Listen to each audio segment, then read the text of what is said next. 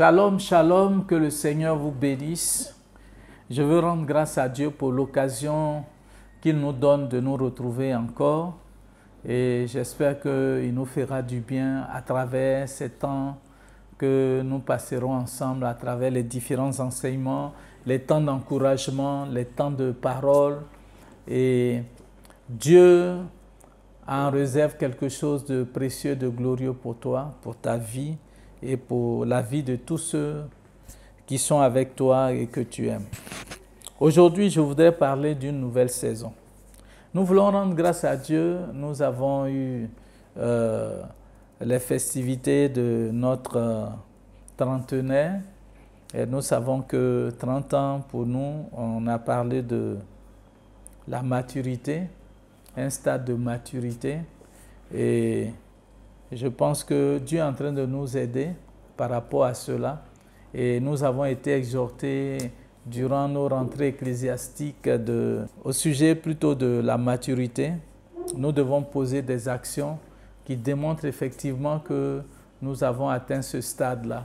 Nous devons travailler pour les générations futures, pérenniser certaines choses que nous avons reçues afin que notre héritage soit véritablement béni pour la gloire de notre Seigneur Jésus-Christ. Une nouvelle saison. Les saisons sont la mesure du temps. Elles se succèdent.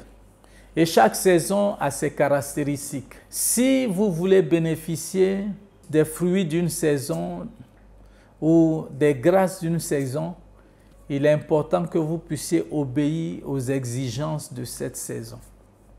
Et pour cela, nous, en tant qu'enfants de Dieu, nous sommes appelés à poser des actes qui convergent et qui marchent avec cette saison pour que nous puissions en retour avoir les bénéfices et les retombées. Une nouvelle saison, elle annonce une rupture avec les choses, la saison passée. Elle laisse place à de nouvelles habitudes, à de nouvelles actions qui vont sûrement la caractériser. Comme le peuple d'Israël, après la captivité, le peuple d'Israël aspirait à voir quelque chose. C'est un peuple nostalgique et dans le psaume 85, verset 7, il demande à Dieu, ne nous redonneras-tu pas la vie? Nous voulons revivre à nouveau. Le peuple était dans le désespoir. Le peuple était vraiment dans la désillusion à cause de toutes ces difficultés qu'il avait connues. Ils avaient envie réellement de revivre la vie de Dieu. Et alors, ils attendaient un réveil. Jésus, lorsque il visitait Jérusalem, on dit dans la parole de Dieu, notre Seigneur a pleuré 2 fois. Et la première fois qu'il a pleuré, c'était à la mort de Lazare. Et la deuxième fois, c'est lorsqu'il entrait triomphalement à Jérusalem en tant que le roi des rois. Il a pleuré parce que Jérusalem n'a pas connu le temps de sa visitation. Une saison apporte toujours un message. Une nouvelle saison apporte un message. Dans le livre de 1 Chronique, chapitre 12, verset 32, il est écrit dans la version Louis Ségon que des fils d'Issachar ayant l'intelligence des temps pour savoir ce que devrait faire Israël, 200 chefs et tous leurs frères sous leurs ordres sont venus pour poser des actions. Dans ce passage, il y a 2 choses qui retiennent mon attention. Il dit, les fils d'Issachar avaient la connaissance, l'intelligence des temps. Et deuxièmement, ils sont venus avec leur chef et tous leurs frères sous leurs ordres. Ils sont venus pour poser une action. La première chose, c'est la révélation du temps. La Bible dit qu'ils avaient l'intelligence des temps. Avoir l'intelligence des temps, c'est avoir la connaissance du temps. C'est avoir la révélation du temps. C'est avoir le discernement du temps. Jésus un jour posait des questions à ses disciples et il parlait, il disait, il demandait à tous ceux qui étaient là, qui l'écoutaient, il leur disait, quand vous regardez le ciel, vous direz aujourd'hui il fera beau. Alors sûrement il va pleuvoir. Et il leur disait, vous savez discerner l'aspect du ciel. Mais pour ce qui est du retour du Fils de l'homme, vous ne savez pas le discerner. Il est important que nous ayons le discernement du temps. Le discernement, la révélation du temps. Chaque enfant de Dieu doit chercher à comprendre la saison dans laquelle il est, ou la saison dans laquelle Dieu l'introduit. Parce que chaque saison, comme je l'ai dit, a ses caractéristiques, mais chaque saison aussi a ses retombées et ses bénédictions. Quand nous avons la révélation du temps, nous allons aller droit au but. Nous allons poser les actions qu'il faut et nous n'allons pas perdre le temps. C'est donc nécessaire, je dirais même que c'est une exigence pour nous de connaître ce que Dieu veut faire. Et ici, les fils d'Issachar savaient ce que Dieu voulait faire. Ils connaissaient la parole de Dieu, la prophétie de Dieu au sujet d'Israël. Alors, ils sont venus pour poser les actions qu'il fallait. La révélation dont j'ai parlé ici, au sujet d'Israël, c'était que dans le livre de 1 Samuel chapitre 16, verset 1 et verset 12, il était question de l'homme qui devait présider aux destinées d'Israël, un homme selon le cœur de Dieu. Et là, il était question du fils d'Isaïe, qui était David, et qui a été oint par Samuel au verset 1, et au verset 12, il a dit, c'est lui, oint-le. Gloire à Dieu. Dans 1 Chronique chapitre 12, verset 32, des fils d'Issachar ayant l'intelligence des temps pour savoir ce que devrait faire Israël, 200 chefs, et tous ses frères sous leurs ordres. Donc, premièrement, je veux parler de la révélation du temps et deuxièmement, des actions posées.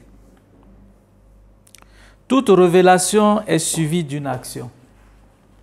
Il y a des prophéties qui sont des prophéties inconditionnelles. Il y a aussi des prophéties qui sont des prophéties conditionnelles. Quand une prophétie est inconditionnelle, vous n'avez pas de rôle à jouer. Dieu, lui, l'a accompli.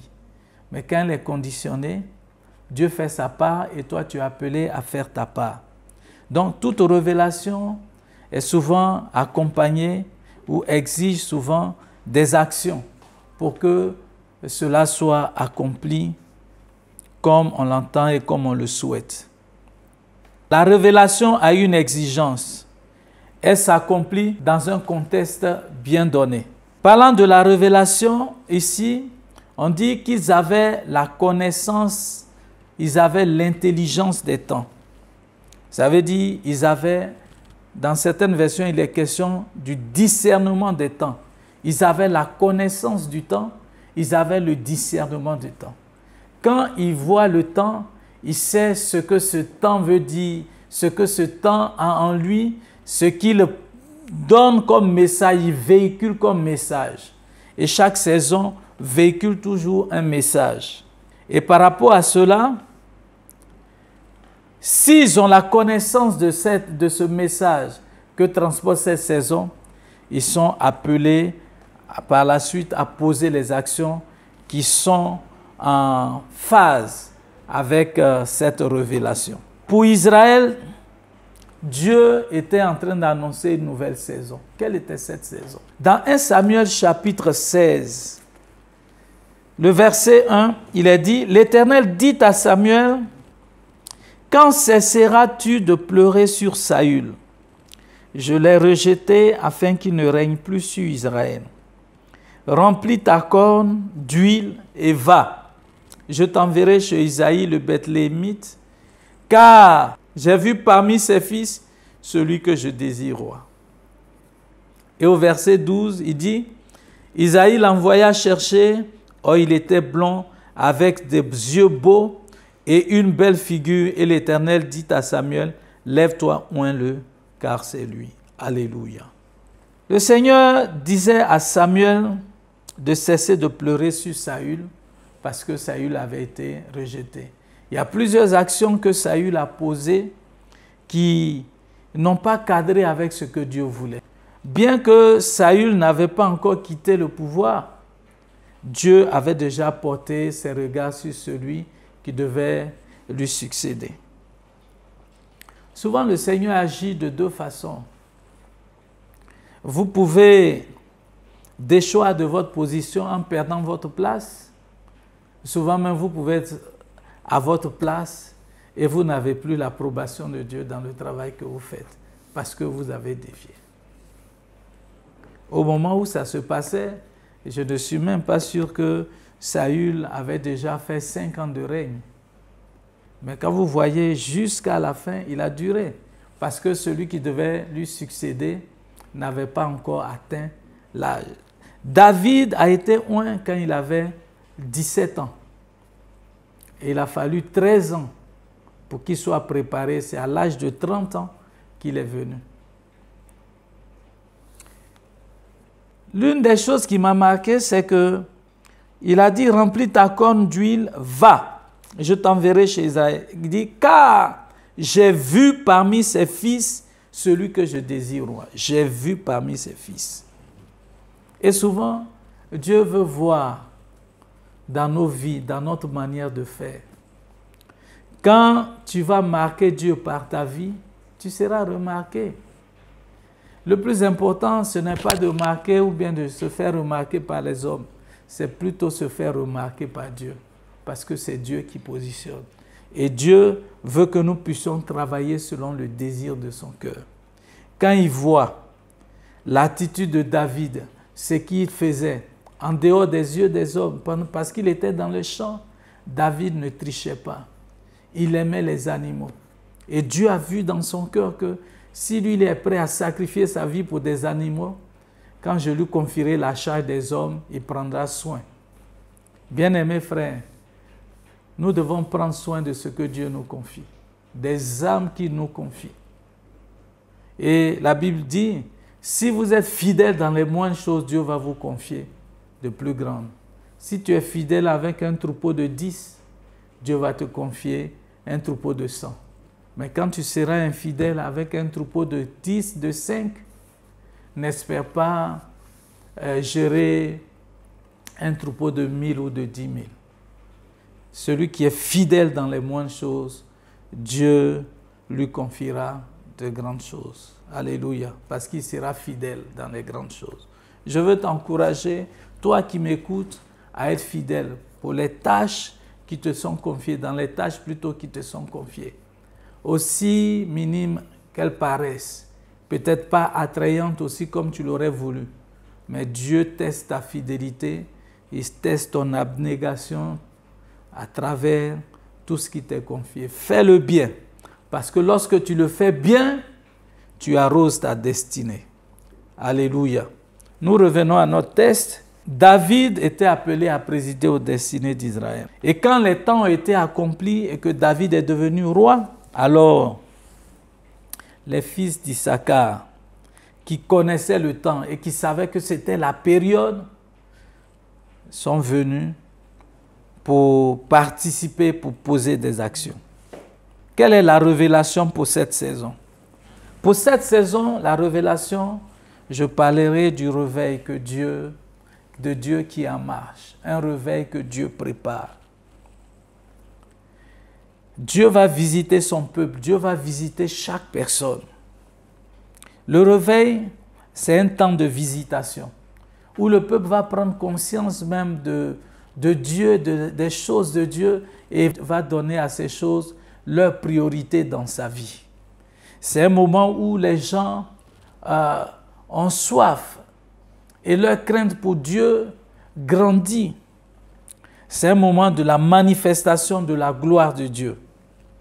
C'est une période ou une saison à travers laquelle Dieu accomplit des actions d'éclat avec nous. La Bible déclare qu'avec Dieu, nous ferons des exploits. c'est un temps de réalisation, un temps d'expansion et aussi un temps d'extension. Le réveil est une œuvre de grâce, une œuvre de Dieu. Ce n'est pas l'œuvre d'un homme. Ce n'est pas un homme qui provoque, c'est Dieu qui le fait. Mais il est souvent accompagné, la liste n'est pas exhaustive, de 5 choses dont je voulais rapidement parler. Le réveil apporte le renouvellement. Le renouvellement, c'est un renouveau. C'est un temps pendant lequel Dieu nous restaure. Dieu fait de nouvelles choses dans notre vie. Il y a une inclinaison qui nous pousse à rechercher Dieu et à avoir une intimité profonde avec lui. Le réveil annonce aussi un temps de relèvement. Dans Job chapitre 22, verset 29, il parle de relèvement. Le relèvement après les temps d'humiliation. Le réveil aussi apporte un temps de restauration. Dans Joël chapitre 2, verset 25, il dit « Je vais vous restaurer les années qu'ont dévoré le Chélek, le Gazam et le Asile. » Un temps de restauration. Le réveil aussi apporte une saison ou un temps de repositionnement. Job 22, verset 23. Il dit « Reviens au Tout-Puissant et tu seras rétabli. » Et enfin, le réveil apporte un temps de rayonnement, un temps d'expansion, où tu vas rayonner, un temps où tu vas poser des actions qui auront un écho favorable, des choses qui vont contribuer à ton élévation et à ta promotion. Mais la révélation à elle seule ne suffit pas. Lorsque les fils d'Issachar ont eu la révélation, ils ne se sont pas arrêtés là. Parce qu'en réalité, il y a beaucoup de personnes qui ont eu des révélations, et de bonnes révélations, des révélations qui viennent de Dieu, mais qui s'arrêtent au premier stade. On peut avoir la révélation, mais par la suite, il faut poser les actions qui sont en phase avec cette révélation. Quand on regarde Élisée et les fils des prophètes, ils étaient tous prophètes. Ils avaient la révélation. Les fils des prophètes avaient la révélation que Élie serait enlevé. Élisée aussi avait la révélation. Et lorsqu'ils ont rencontré Élisée, ils lui ont dit « Est-ce que tu sais qu'aujourd'hui, ton maître sera enlevé ?» Il dit « Oui, je le sais, mais vous, taisez-vous. » Élisée a posé les actions qu'il fallait pour qu'il bénéficie des retombées de cette révélation. Les fils des prophètes avaient la révélation, mais ils n'ont pas posé les actions qu'il faut. Quand tu as la révélation de ce que Dieu veut de toi, de ce que Dieu attend de toi, tu dois prendre toutes les dispositions pour être en phase avec cette révélation. Si elle exige que tu dois aller jeûner, il faut que tu partes jeûner. Si elle exige que tu dois poser des actions, il faut que tu poses ces actions-là. Nous revenons au deuxième point. Après la révélation, il faut les actions. Ils avaient la connaissance du temps et deuxièmement, ils sont venus avec tous leurs chefs sous leurs ordres pour agir en fonction des circonstances, comme le dit la version du Semeur. Au sujet des actions, c'est poser une action. Dans le livre de 1 Chronique, chapitre 11, le verset 10, et je voudrais lire ce passage avec vous. Il est dit ceci: « Voici les chefs des vaillants hommes qui étaient au service de David et qui l'aidèrent avec tout Israël à assurer sa domination afin de l'établir roi selon la parole de l'Éternel au sujet d'Israël. » Ils avaient la révélation de ce que Dieu voulait faire dans cette saison. Alors, eux, comme ils connaissaient la révélation, ils ne se sont pas fait inviter. Ils se sont eux-mêmes invités dans ce que Dieu voulait faire. Et c'est ça qui fait la différence. Il y a des gens qui ont reçu des prophéties ou bien qui attendent de recevoir une parole pour se mettre en mouvement. Mais ici, ils savaient ce que Dieu voulait faire et se sont invités dans le programme de Dieu. Lorsque vous entrez dans la saison de Dieu et que vous êtes prêts à agir selon les exigences de cette saison, les bénédictions qui sont rattachées à cette saison seront votre partage. Et c'est pour ça que le beau-père de Moïse disait à son beau-père, il dit, si tu peux nous aller avec nous pour nous indiquer le chemin dans le livre de Nombres, il dit, sûrement l'Éternel va te bénir. Parce qu'il savait qu'ils avaient la grâce de Dieu sur leur vie et s'il était avec eux, il allait bénéficier de cette grâce-là. Donc, les vaillants héros de David, les vaillants hommes de David qui étaient à son service, et ils étaient là pour l'aider avec tout Israël à assurer sa domination. Ils savaient qu'il était appelé à être le roi. Mais il n'avait pas encore toute la domination sur le peuple d'Israël. Alors, eux, ils sont venus pour l'aider à assurer cette domination parce qu'ils savaient que c'était lui, le roi, désigné par Dieu. C'est vrai, tu peux avoir la révélation, mais ici, ils sont venus pour poser des actes pour que la révélation que Dieu a donnée connaisse son accomplissement. Dieu peut donner une révélation, Dieu peut donner une prophétie. Il y a un rôle que nous aussi nous avons à jouer dans l'accomplissement de cette prophétie. Et si tu connais les saisons de Dieu, tu connais le temps de Dieu par rapport à ce qu'il veut faire, ne croise pas les bras.